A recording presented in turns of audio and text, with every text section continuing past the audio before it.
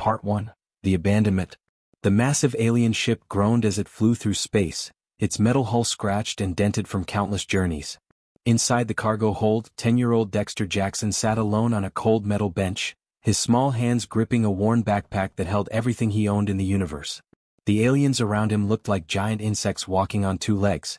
Their leader, a creature with 4 arms and glowing yellow eyes, kept staring at Dexter with what looked like disgust. These beings called themselves the Zorithians, and they controlled most of this part of the galaxy. 3 days ago, Dexter's life had been normal. Well, as normal as life could be when you lived on a mining station with your Aunt Keisha. She worked the deep mines, pulling precious crystals from asteroid rocks. Dexter went to school with other human kids and dreamed about seeing Earth someday. Then the accident happened. A gas leak caused an explosion that killed 12 miners, including Aunt Keisha. She was the only family Dexter had left in the universe. The Zorithians who ran the mining operation said they couldn't keep a human child around. Too much trouble, they said.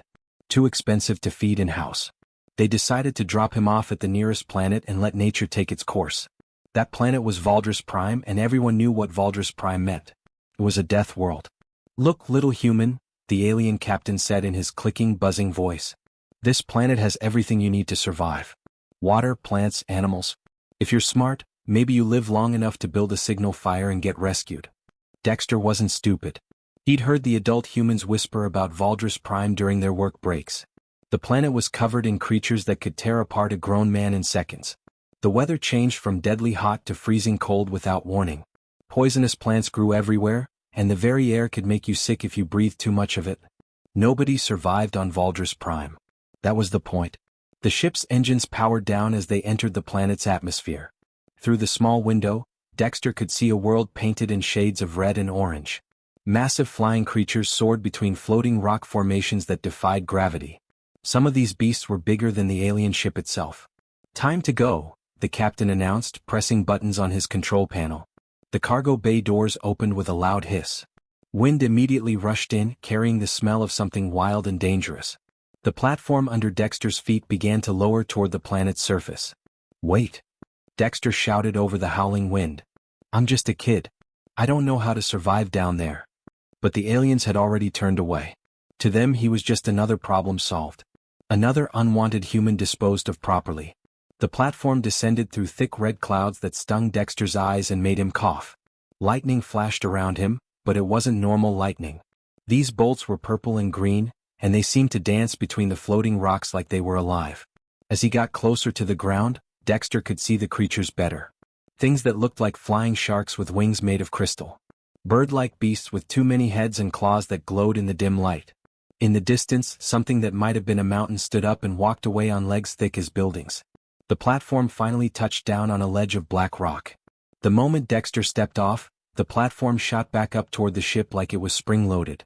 Within minutes, the alien vessel was just a tiny dot disappearing into the stormy sky. Dexter was alone. He pulled his jacket tighter around his small frame and looked around. The ledge was about the size of his old classroom, with steep cliffs dropping away on 3 sides.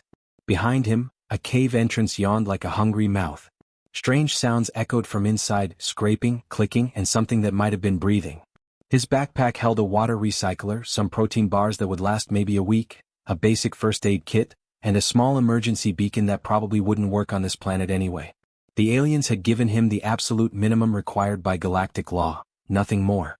A roar echoed across the landscape, so loud it made the rocks under his feet vibrate. Something was coming his way, and it sounded big. Really big. Dexter looked at the cave behind him, then at the approaching sound, then back at the cave. Neither option seemed good, but staying in the open felt worse. He took a deep breath of the strange metallic-tasting air and made his choice. With his backpack clutched tight against his chest, 10-year-old Dexter Jackson walked into the darkness of Valdris Prime, determined to prove that humans were tougher than any alien gave them credit for. The real adventure was just beginning. Part 2. The Learning. 5 years had passed since that terrifying first day, and Dexter Jackson was no longer the scared 10-year-old boy who had stumbled into the cave. Now 15, he stood 6 feet tall with muscles earned from years of climbing, hunting, and surviving. His dark skin bore intricate scars that told stories, each one a mark of respect earned from the creatures of Valdris Prime. The cave that had seemed so frightening on his first day had become his first classroom. Deep inside those tunnels, he discovered something the aliens never knew existed: the Whisper Stones. These glowing crystals didn't just light up the darkness. They carried sounds, voices, and somehow memories. By touching the stones and listening carefully, Dexter learned his first lesson about Valdris Prime. The creatures weren't mindless monsters trying to kill everything in sight. They were talking to each other. They had families, territories, and complex social rules that had existed for thousands of years. The first creature to teach him was an injured shadow wing, a bat-like beast the size of a small car. Dexter found her caught in a rock slide, her wing bent at an ugly angle. Instead of running away like any smart person would do, something inside him said to help. Using supplies from his first aid kit and some flexible vines he'd found, Dexter spent 3 days nursing the creature back to health. He shared his precious water and even some of his protein bars. When the shadow wing finally healed enough to fly, she didn't attack him or fly away. Instead, she made a series of low musical sounds that seemed to mean thank you. That was when Dexter realized these creatures could be reasoned with. The shadow wing, who he started calling Luna because she only came out at night, became his first teacher. She showed him which plants were safe to eat and which ones would kill him. She led him to hidden water sources and taught him to recognize the warning calls that meant bigger predators were approaching. But Luna was just the beginning. The crystalline drakes were next, dragon-like creatures with wings that looked like stained glass windows. These beasts were the builders of Valdris Prime. They could reshape stone with their breath and create the floating rock formations that defied gravity. Their leader, an ancient drake that Dexter named Blaze, had scales that shifted color based on his mood. Blaze tested Dexter for months before accepting him. The tests weren't easy, climbing impossible cliffs, surviving in areas where the air itself was poisonous, and learning to communicate using a combination of sounds, gestures, and somehow, pure intention. The breakthrough came when Dexter figured out how to use the harmonic frequencies. By humming in specific patterns while touching the whisper stones, he could send messages across vast distances. The creatures of Valdris Prime had been using this communication network for centuries, but no outsider had ever learned their language before. Through this network, Dexter discovered the planet's greatest secret. Valdris Prime wasn't just home to dangerous beasts, it was a fortress world. The creatures weren't savage because they were evil. They were savage because they were the galaxy's first line of defense against something far worse. The void swarms. These weren't creatures at all, but something like a living disease that consumed entire star systems. Every few decades they would sweep through this part of space, devouring everything in their path, planets, stars, entire civilizations. The only thing that had stopped them before was Valdris Prime and its fierce guardians. The flying beasts weren't just animals. They were soldiers in an ancient war that the rest of the galaxy had forgotten about. Dexter learned this history from the Deepsinger's whale-like creatures that lived in the planet's core and remembered everything that had ever happened on Valdris Prime. These massive beings were living libraries, storing thousands of years of knowledge in their songs. By his 4th year on the planet, Dexter had become something unprecedented, a bridge between species. The creatures trusted him because he'd proven himself worthy through actions, not words. He'd saved their young from rock slides, helped injured beasts heal, and even fought alongside them when smaller Void Scout attacks tried to probe the planet's defenses. But Dexter wasn't content to just survive anymore. As he learned more about the coming threat, he realized that the galaxy was in terrible danger. The aliens who had abandoned him, along with billions of other innocent beings, had no idea what was heading their way. Using salvaged parts from crashed ships and technology gifted by grateful crystalline drakes, Dexter built his first communication array. It wasn't much, just enough to pick up distant signals and monitor space traffic. But it told him everything he needed to know. The void swarms were massing again. The attacks were getting stronger and more frequent. And this time they weren't just sending scouts. This time they were coming in force, and Valdris Prime might not be enough to stop them alone.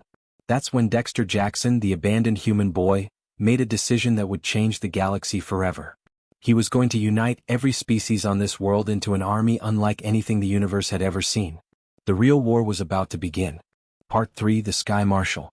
3 years had passed since Dexter made his promise to unite the creatures of Valdris Prime, and the results were beyond anything he could have imagined. What started as a desperate plan had become something magnificent, a floating city that defied every law of physics the galaxy thought it understood.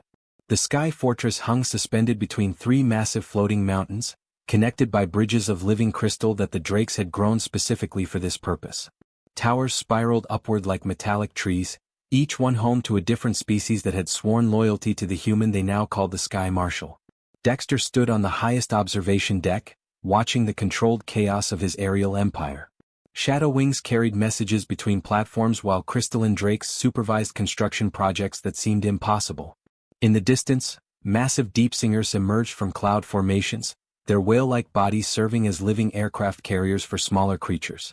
At 23, Dexter had grown into the role that circumstance had forced upon him. His hair was longer now, tied back in the style of the Wind Riders, another species that had joined his alliance. Scars covered his arms and chest, each one a story of trust earned in battles fought alongside his non-human allies. "The Outer Scouts are reporting something big," said a voice behind him. Dexter turned to see Amara Williams approaching across the crystal bridge. She was one of 4 other humans he'd rescued over the years, survivors of various crashes and disasters who had found their way to Valdris Prime. Unlike him, they hadn't been abandoned on purpose. They'd just been unlucky enough to end up on the galaxy's most dangerous world. Amara had been a cargo pilot before her ship malfunctioned and crash-landed 3 years ago. Now she served as Dexter's chief lieutenant, coordinating between the human survivors and their alien allies. Her pilot instincts had proven invaluable in organizing aerial formations. "How big are we talking?" Dexter asked, though he already suspected the answer. "Void signatures across 17 star systems," Amara replied, her expression grim. "This isn't another probing attack. The main swarm is finally making its move." Dexter nodded. He'd been expecting this day for years, preparing for it, building toward it. Every alliance forged, every impossible structure built, every weapon designed, it had all been leading to this moment. The communication crystals embedded in the tower walls began to pulse with urgent light patterns. Messages were flowing in from scout positions throughout the outer rim of their solar system. The news was exactly what Dexter had feared and exactly what he'd prepared for. The void swarms weren't just coming to Valdris Prime. They were targeting every inhabited world in this sector of space, including the mining stations, trade worlds, and colonial outposts where millions of beings lived their daily lives, completely unaware of the approaching disaster. "Send word to all the clans," Dexter commanded, his voice carrying the authority he'd earned through years of proving himself. "Tell them the ancient enemy returns in force. It's time to show the galaxy what happens when you underestimate the forgotten and abandoned." Within hours, the Sky Fortress transformed from a peaceful city into a military command center. Species that had evolved on different worlds, with different biologies and different ways of thinking, worked together with the precision of a single organism. The Shadow Wings became reconnaissance specialists, their natural ability to see in multiple spectrums making them perfect scouts. The crystalline drakes served as heavy assault units, their ability to manipulate matter at the molecular level turning them into living weapons platforms. The Deep Singers provided strategic coordination, their ancient memories containing battle tactics refined over millennia. But it was the integration of human creativity with alien capabilities that made Dexter's forces truly unique. Where other species saw limitations, humans saw possibilities. Where aliens accepted that certain things were impossible, humans asked, "What if we tried it anyway?" The result was an army that fought like nothing the galaxy had ever seen. Dexter's communication array, now expanded into a network spanning half the solar system, crackled with desperate transmissions. Galactic Council ships were fleeing in panic as void swarms consumed entire star systems. The same aliens who had viewed humans as disposable were now begging for help from anyone willing to listen.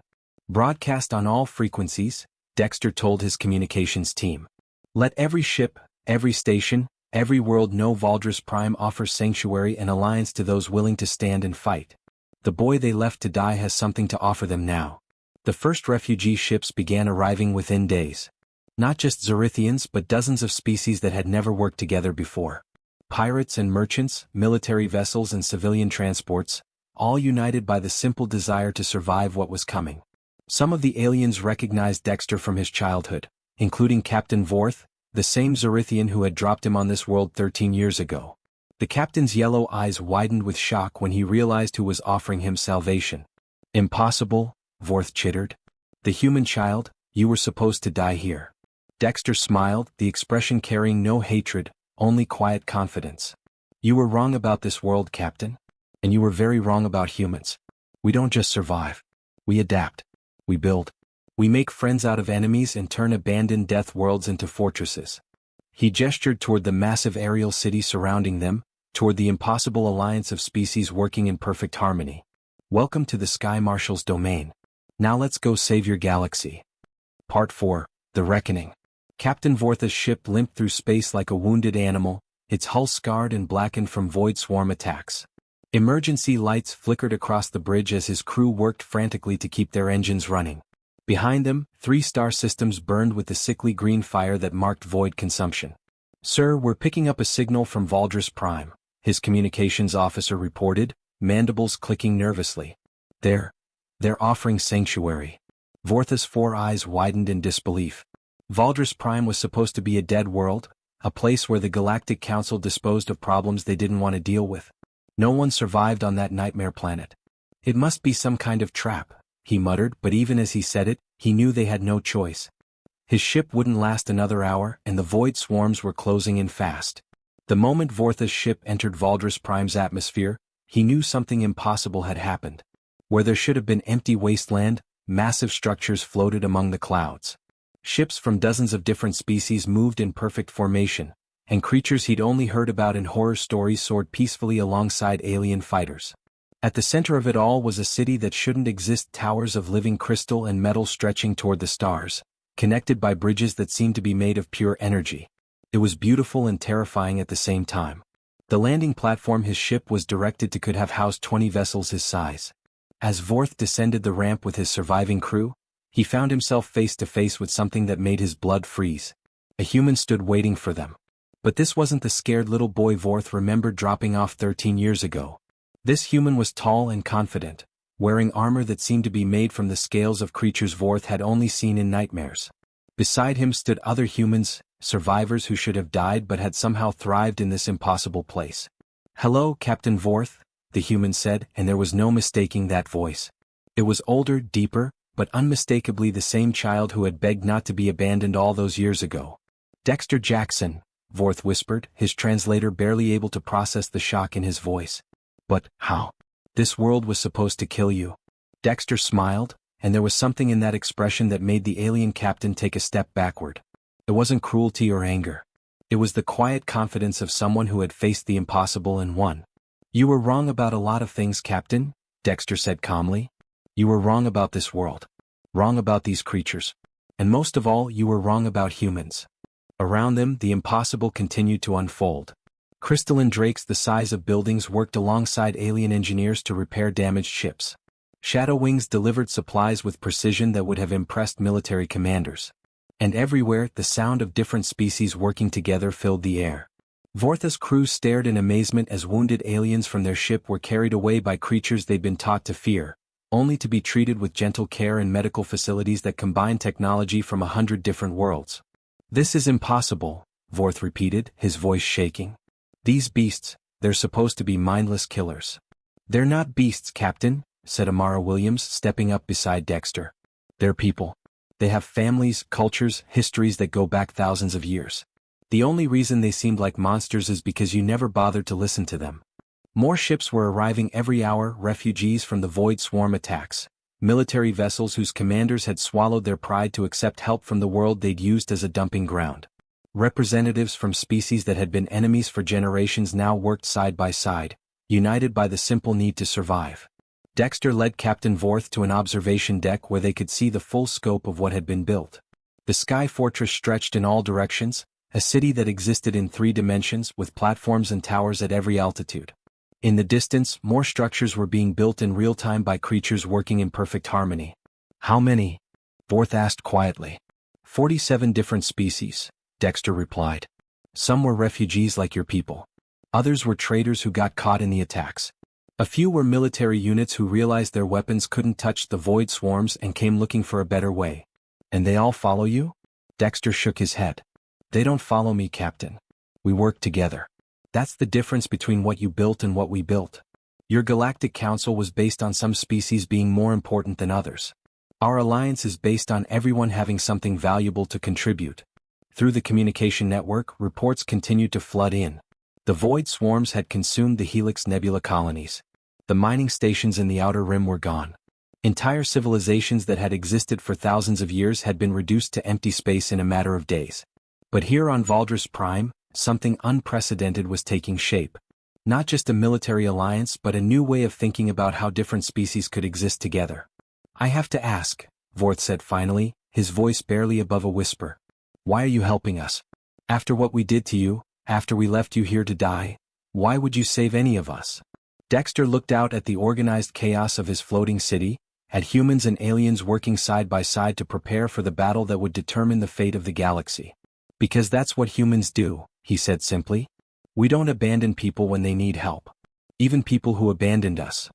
The sky around them filled with new arrivals, not just refugees this time, but the first wave of Void Scouts, their sickly green forms moving through space like a disease-given shape. The real battle was about to begin. Part 5. Lord of the Infinite Sky.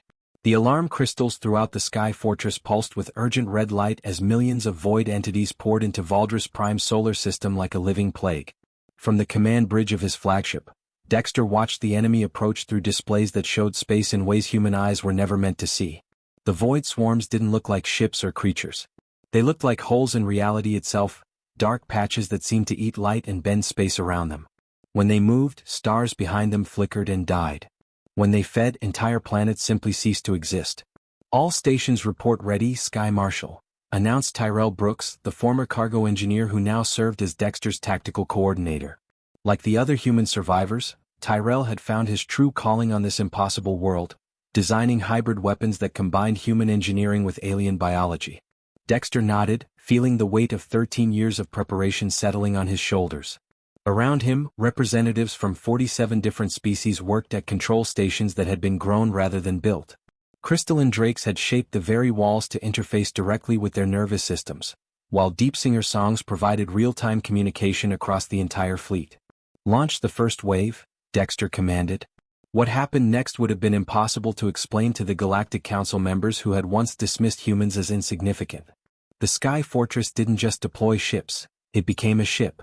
Massive sections of the floating city detached and reconfigured themselves into battle formations, guided by the collective intelligence of creatures that had been preparing for this war for millennia. Shadow wings the size of fighter jets launched from organic hangars, their wings crackling with energy weapons powered by their own bioelectric fields. Crystalline drakes unfolded into configurations that turned them into living artillery platforms, their breath weapons capable of melting asteroid-sized chunks of enemy forces. But the most impressive sight was the deep singers themselves. These whale-like giants emerged from the planet's core, their massive bodies serving as aircraft carriers for smaller creatures. When they sang their war songs, the very fabric of space around them rippled with harmonics that disrupted void swarm formations. Dexter rode into battle on the back of Blaze, the ancient crystalline drake who had first tested his worthiness years ago. The dragon's scales had evolved over their partnership, now incorporating human-designed targeting systems that let Dexter coordinate attacks across the entire battlefield while staying mobile. Remember, he broadcast to all his forces through the communication network, we're not just fighting for our own survival. Every world in this galaxy is depending on us. Every child who might grow up free is counting on what we do today. The first contact between the opposing forces was like watching two different types of physics collide. The void swarms attacked with mindless hunger, trying to consume everything they touched.